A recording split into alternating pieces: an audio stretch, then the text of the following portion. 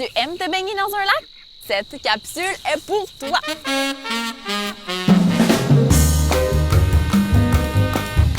Une plante aquatique, là, c'est une plante qui vit dans l'eau.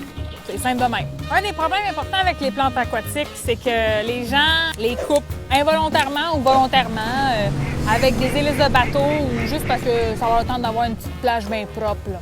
Les plantes qui sont sur les rives sont pas juste là pour te casser le bicycle quand tu as le goût d'avoir une petite saucette pour tes orteils. Là. Ils ont un rôle essentiel pour garder ton lac baignable.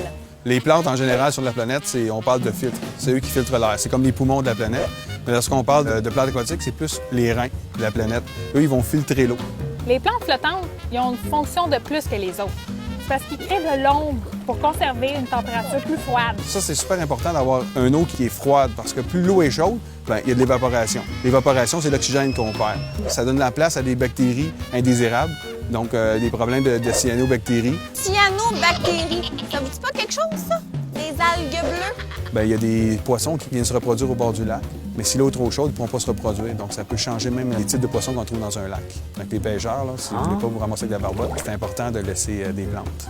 Bon, oui, il y a les plantes qui ont leur rôle essentiel à l'eau, mais il y a aussi les plantes envahissantes. On l'arrache un bout comme ça, puis on le laisse dans l'eau. Elle va s'en aller au fond de l'eau, elle va s'enraciner, puis elle va refaire une autre colonie. Mettons que tu coupes une plante envahissante, là. Bien, elle va être en Schwiederling de Schlamashlag de Schwiederloak, OK? Fait qu'elle va pousser encore plus grande et plus forte. Comme du poêle. Tu te pensais bien fin en pensant que tu voulais une plage plus propre, mais là, t'es dans le chenoute, hein? Non seulement tu n'as pas réglé ton problème, mais en plus, tu nuis à l'équilibre de ton lac. Si vous faites du bateau, bien, évitez de passer avec les bateaux dans les zones où il y a beaucoup de végétation. C'est déjà une bonne action à faire. Un autre petit truc, là, tu veux pas avoir de plantes envahissantes dans ton lac, lave ton bateau ou tes articles nautiques quand tu te promènes d'un lac à l'autre. Ça évite les bactéries comme ça.